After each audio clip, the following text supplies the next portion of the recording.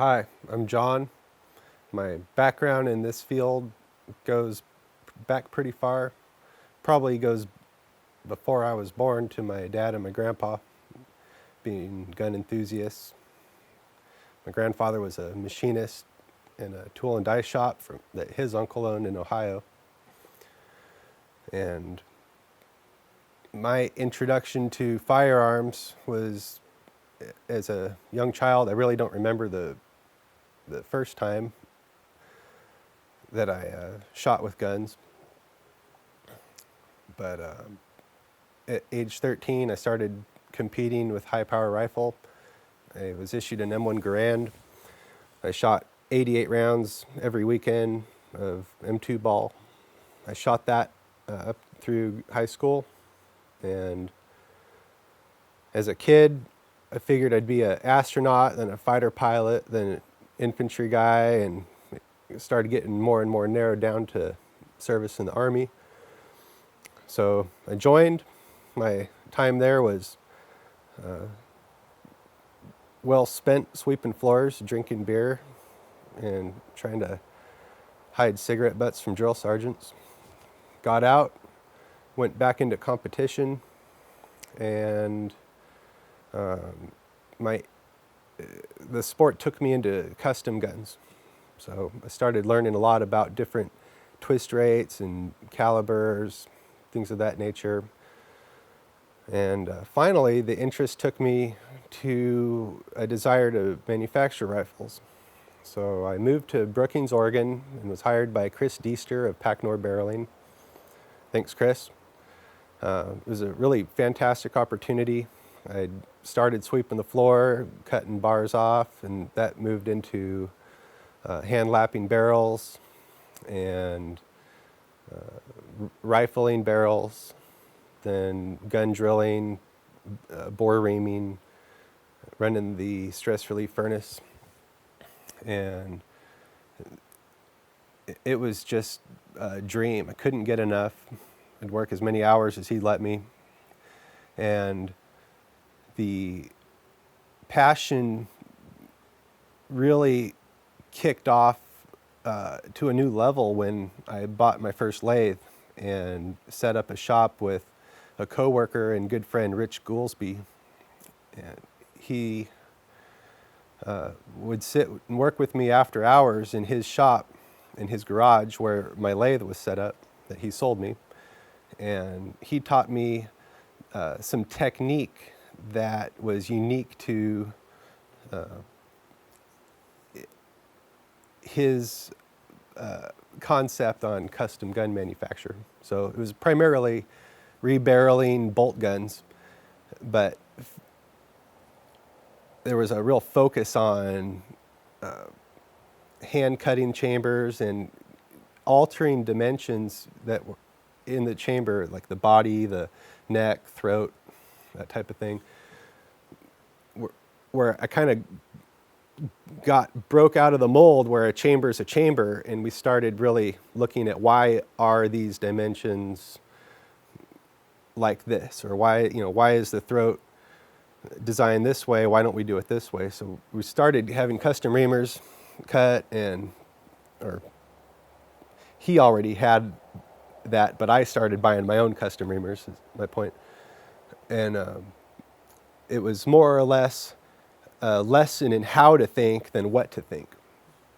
Well, my desires in gunsmithing really grew beyond the position that I had at Packnor. And with Chris's blessing, I left Packnor and started my own shop in my dad's garage, manufacturing custom barrels for the AR platform. And I worked in there more hours than I can really remember. I've purged a lot of that from my memory, but it was 12-hour plus days, 6 days a week or more. And at the same time, I married my wife, Lorena, and we had our first son and started our first house. So a lot was happening. And I kept a a pretty dedicated focus on the business, let the business grow with its own profits. We lived very humbly, and in about 2004 or 2005, the mission changed from a focus in competition and hunting barrels to a precision combat barrel, which involved a R&D focus with reliability and altering chamber design and rifling profile and barrel material. And ever since about 2005, the focus has been a reliability first, accuracy second, long-term combat application. So we made contact with various individuals in the military who gave us some requirements, what they'd like to see out of a 10.5 inch 5.56, for instance, and then a 14.5.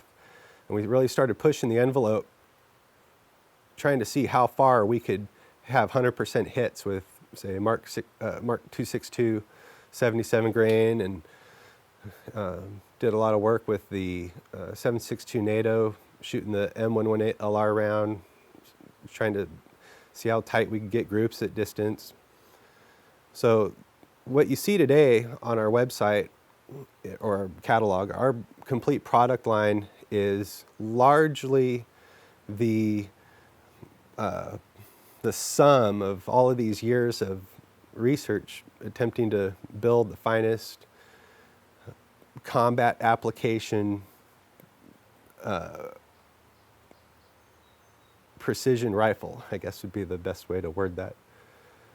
And it's really taken off, and I give the credit to God first. It's been a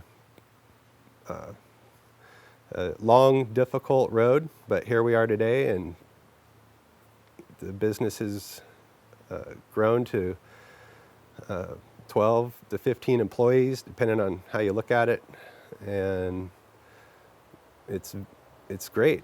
It's like a family. Everybody's solid, the company's solid, the product line's solid, and I just feel like the luckiest guy in the world.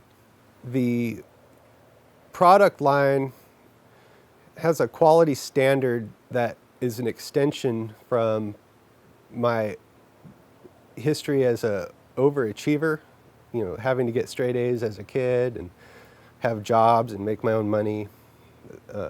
I figure that when you graduate school, that's not the end of your report card. So you might look at it as the business today is the greatest accomplishment of my life outside of my family. And I still give it the same efforts or more that I gave having to have over 100% of my report card in high school. So I take it very seriously. And it's not simply for monetary reasons. Myself and everybody at the shop considers this our last job, and if anybody fails, it affects everybody. So there's the pressure there to keep the standards up. But more importantly is the nature of the product line is such that somebody could die if there's a failure, and I take that personally. It's not the most comfortable industry to be in, and I certainly lose sleep when, there's something on my mind, but the fact that somebody is coming to us to purchase a rifle that they're going to take into harm's way knowingly, that's a huge compliment and a responsibility that we all take very seriously. And when I get a call from a satellite phone from Afghanistan where a guy thanks me for building a gun that he used to smoke a bunch of bad guys and he's happy to be back at the rack, that kind of thing is the greatest reassurance or compliment that I could hope to receive, and it's the drive that makes going into the next day a good, a positive thing. I've hunted with the 300 221 Fireball for many years, both in bolt action and semi-automatic. I've taken my biggest buck ever with a 300 221 Fireball out of a 10.5-inch bolt gun that I built with a AAC suppressor, and my biggest bear was also with a 300 221 Fireball with a 165 Nosler ballistic tip. And I've noticed that my trend in caliber selection in hunting has been getting smaller and smaller as the years have gone by. In fact, 2 years ago I took a very nice blacktail with a 10 millimeter out of a Glock, which was a pretty exciting shot. So the 300 Blackout has really been fantastic in that it's commercialized a great idea, and now we're seeing many manufacturers making rifles and that, and ammunition manufacturers supplying ammunition, which has been a bit of a holdup in the past. So I expect to see that round really keep getting bigger and bigger, and the usefulness of it is exciting in that you can shoot subsonic suppressed for what that offers, and you can put in some supersonic lighter bullets and get some pretty good results on targets all the way up to a 400-pound bear, like in my case.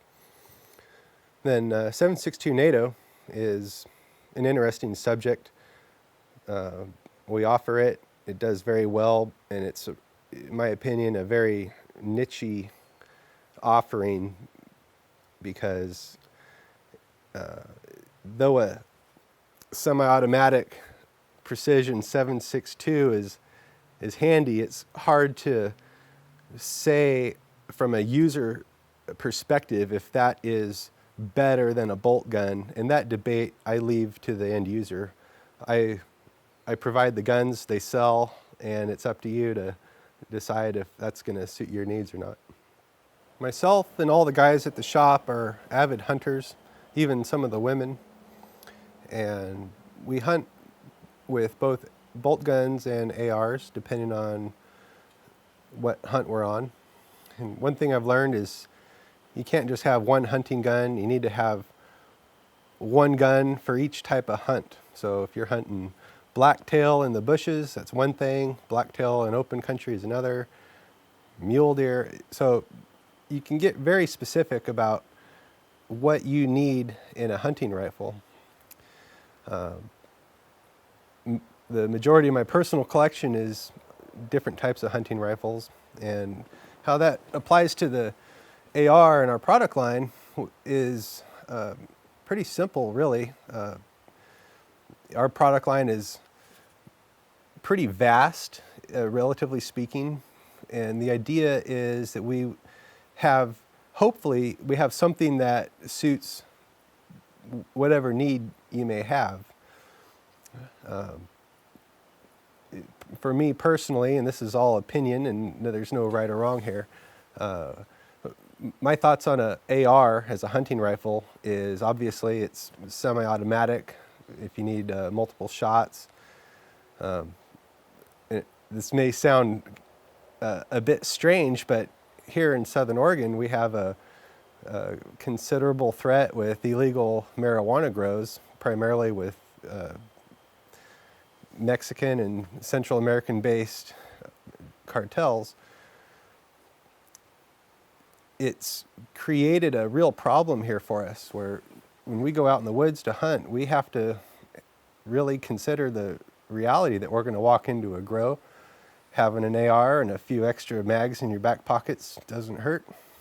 And this is my country, this is my land, and it's nice to have a gun that can put a bear down or a buck.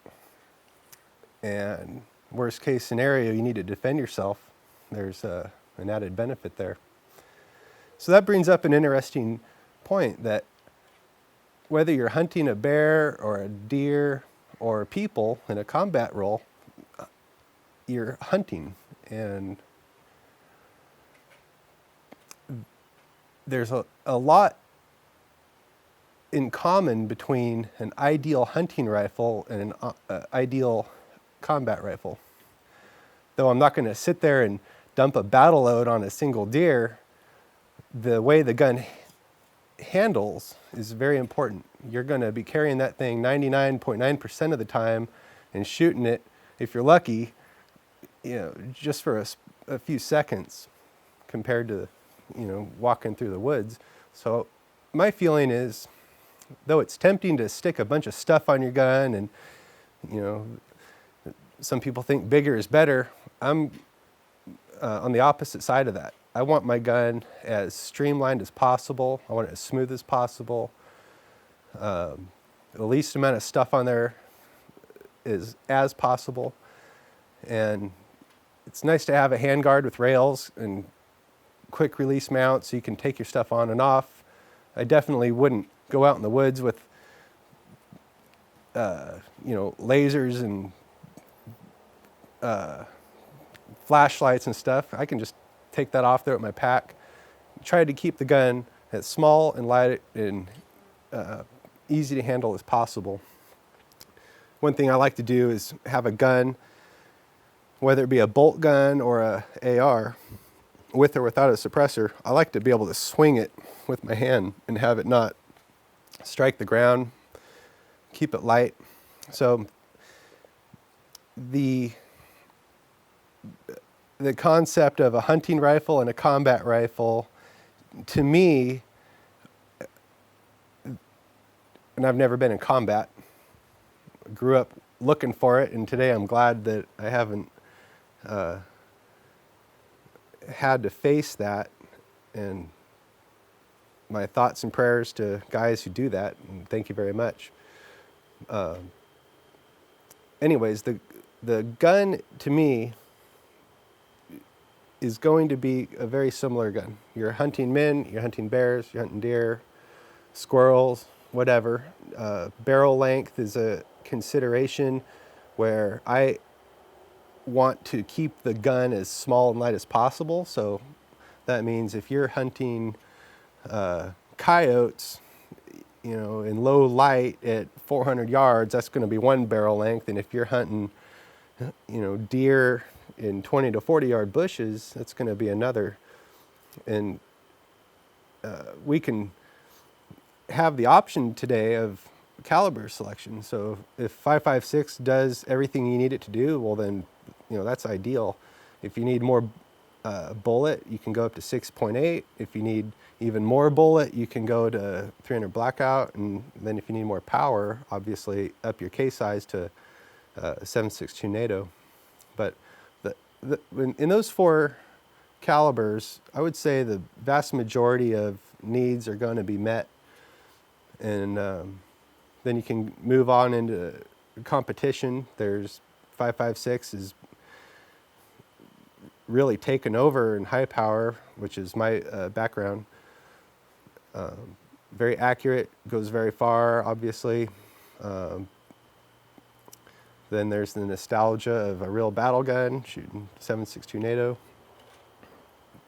I grew up shooting Garands and M14, so it's always nice to hear the clank of a big piece of brass hitting the ground.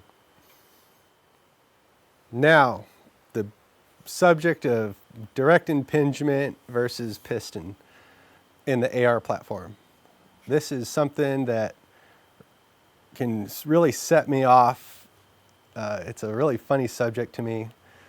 So I'll start by some real basic stuff and go through it quickly. The direct impingement gun, you pull a trigger, bullet moves out through the bore, passes the gas port,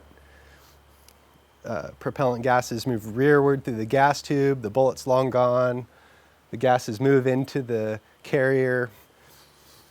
Some people have the misconception that the gas is hitting the carrier key, that's where the action takes place. But what's happening is the same thing as in internal combustion engine. The gases come in behind the bolt and create a on-axis action where the carrier is moving to the rear and the bolt is actually having a forward pressure from the expansion of those gases. The bolt starts to rotate, the cam pin hits the forward position in the cam pin slot on the carrier moves to the rear, the bolt goes into the rearward movement, the excess propellant gases exit the ejection port, and the cycle continues. That is a very specific tuning to each model or each barrel length and caliber choice. The gas port diameter and gas port location are very specific. When you, for instance, when you put a suppressor on a direct impingement gun, you are increasing the dwell time, so the time under pressure changes and that tuning is disrupted. Now, let's talk about what happens with a piston gun. The bullet exits the cartridge, passes the port. The front of the piston we'll call point A. That point A starts to move immediately, and point B we'll call the carrier. Well, those things are tied on a piston gun, whether it be what people call a tappet system or short stroke piston, or it's a long stroke piston like a Kalashnikov or an M1 Garand. When that bullet passes the port and the propellant gases hit the face of the piston, the carrier starts to move before the carrier would move on an impingement gun. So you have to realize that the cartridge case is still under pressure when the piston gun is going into its rearward travel and into extraction. It's kind of hard to put into words right now, but the result of a piston gun is what I call a premature extraction, or it's extracting while the case is under more pressure than the direct impingement gun, because there's a delay in the impingement gun of the gases charging the gas tube and filling the carrier, in the ideal tuning. So there's nothing wrong with the concept of a piston. What's important is that the platforms support the operating system. And that might sound confusing, but in the case of a Kalashnikov, the bolt carrier has rails or slots cut into it and rails in the receiver, or the same with a 249 SAW or Mark 48, Mark 46.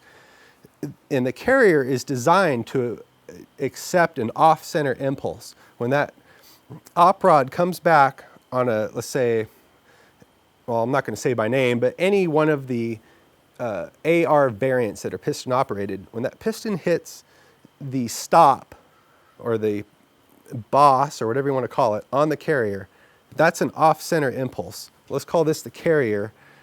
The piston hits, say this piece here, okay? You get this. It's a common problem. And some people have addressed it by increasing the diameter on the rear of the carrier to be similar to the ID on the receiver extension. But those are fix-its that are not necessary, because you shouldn't put the piston on the platform in the first place. It's a round receiver. The bore on the upper receiver is round, has no support for an off-center impulse. So you're creating two huge problems by modifying the M16, M4, AR-15 platform. You're having premature extraction, and you have an off-center impulse on a receiver not designed to accept that. It's clearly evident when you put a sound suppressor on a piston-operated AR variant, your cyclic rate will increase as much as 50%.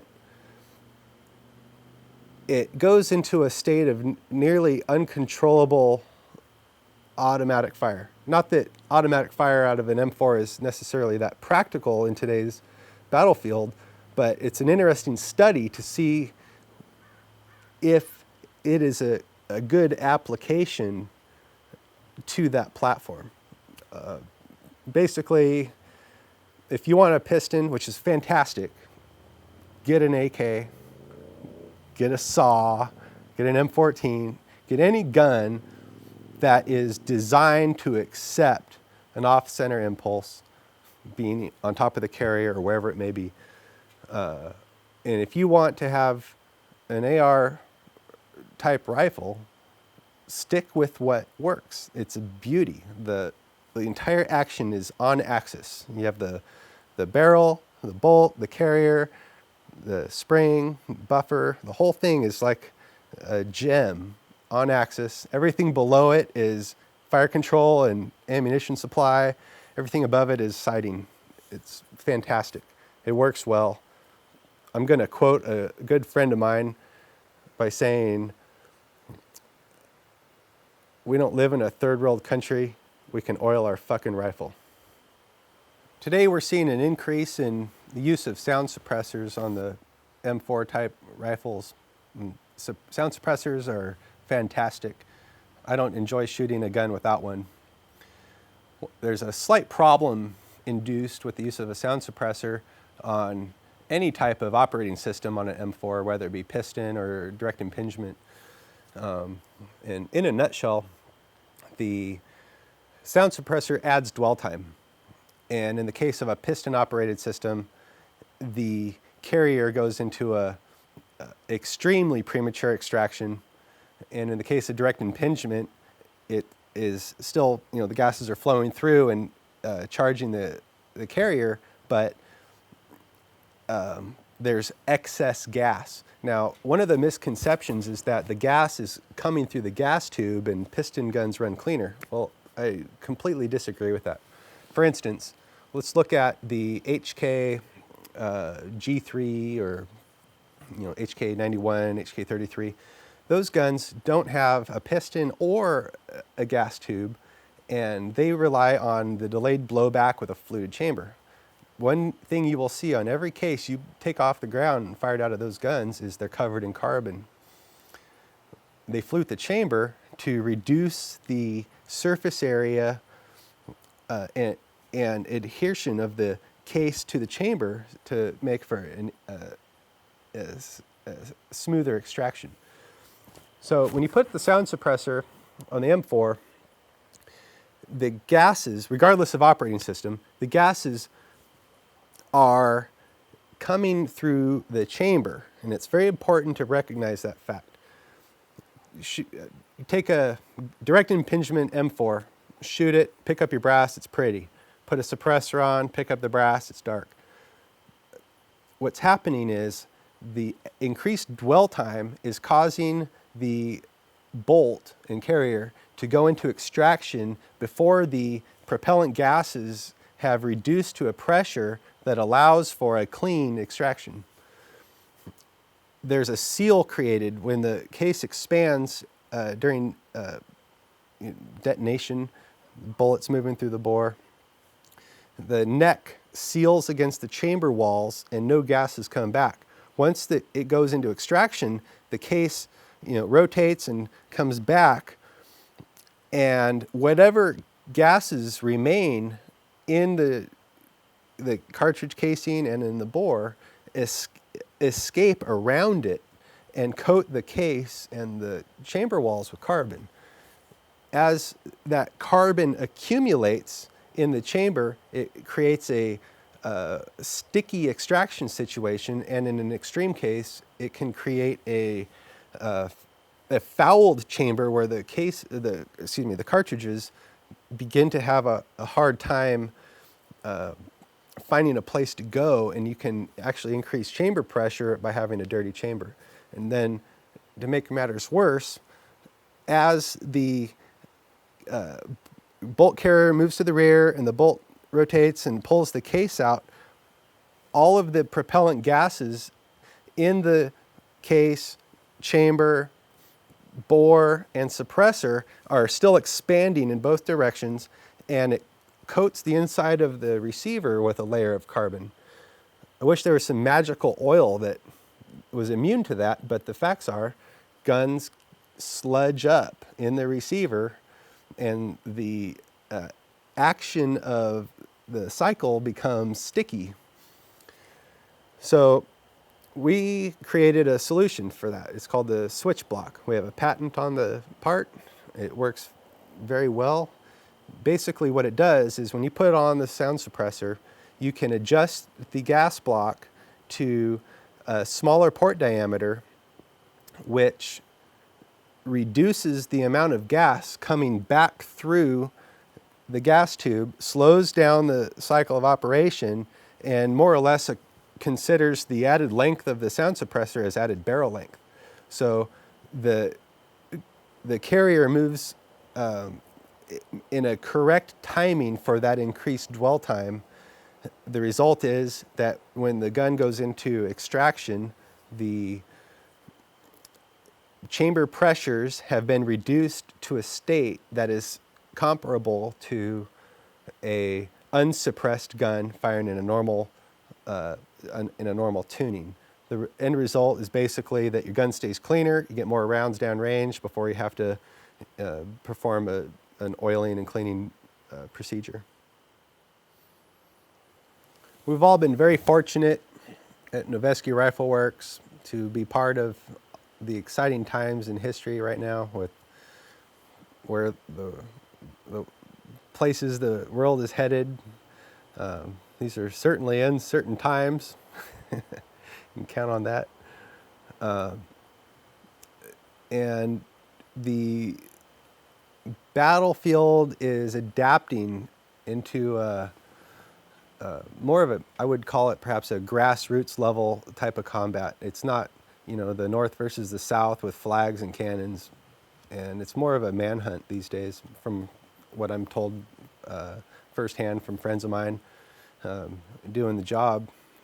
And that requires innovation. And there's a lot of neat things coming out these days in the industry. And going to SHOT, for instance, it's nice to see that people are putting their head in the right place and really trying to create a product that's going to serve the soldier in the needs as they evolve. And I feel very fortunate to have been part of that.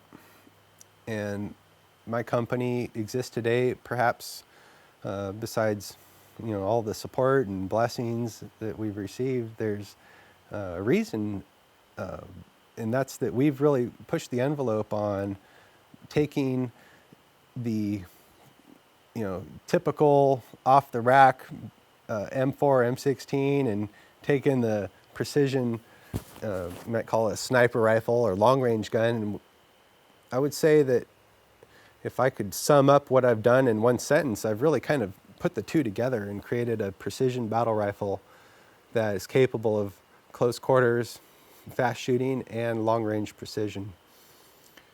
The innovation is in high gear right now. We're taking things to the next level, and what that might be? I'd say I see the future of international conflict being specific manhunts where you have to go find so-and-so the bad guy, and he might be right in your face. You can punch him in the face and pull out your Glock and smoke him, or you might have to take him out at 400, 500 yards plus. That's to be determined, but you need something that's going to work in all of those applications, because you don't know what's going to take place.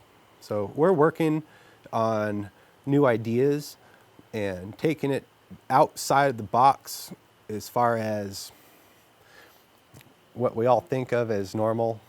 The operating system is sound, but the geometry, there's room for improvement. So there's some neat things that are going to be coming out here in the next year or two, and I really appreciate everybody's support, and it's been great. And anything I can do, my email is john@noveske.com. fire away.